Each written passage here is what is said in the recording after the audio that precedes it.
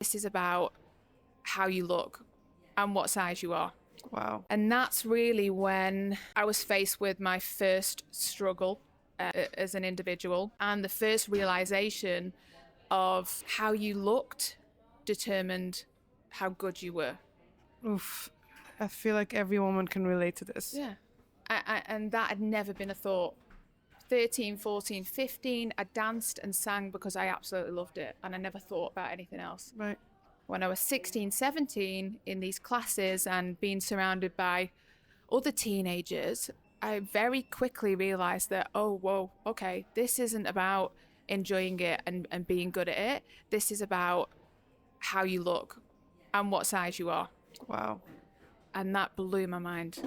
That blew my mind. And that sent me into a spiral of, okay, I'm not good enough. And that was, when I look back, it was the start of something spectacular from where I sit now. But being in the moment, it was the start of my downfall for the next, I'd say, 10 or 15 years. You see, this is why I really wanted you to be on this podcast, because it's so important, and I really want to stay in that place for a little bit, because it's so crazy. Like, I am pregnant and I gained 15, 16 kilos. So I went from a small to a large. And it's crazy to me because that I should be feeling like excited and not really care about how I look, you know, right? The most important thing is that I'm healthy and the baby's healthy.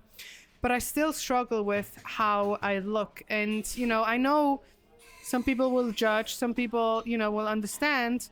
But it's crazy that we women are in this situation where we feel like how we look is the most important. It's not really much about like how smart we are, or it's literally we base other women on their looks. So when you're this young, right, and you had that, how did it change your life? Like, how did you look at food? How was your family and your friends? Like, where were you mentally in that moment? I knew I should have worn mascara. Okay. I'm going to try and communicate my message to help other people. It was the downfall, I think, of my professional career.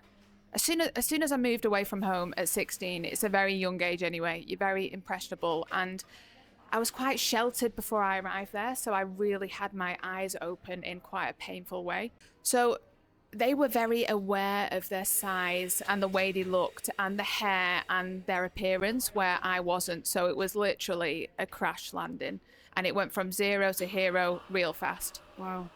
By the time I was 16, I had a really aggressive eating disorder. I had a really bad relationship with food, and I was just in this downward spiral of, okay, how do I control being good enough? I tried everything to get down to this unsustainable size zero. And that was from doing a juice diet for 6 months, for not eating. You know, I had really bad habits. I'd have a Diet Coke and a cigarette and a few Haribo to stop me passing out. So yeah, I had bulimia nervosa. I had body dysmorphia.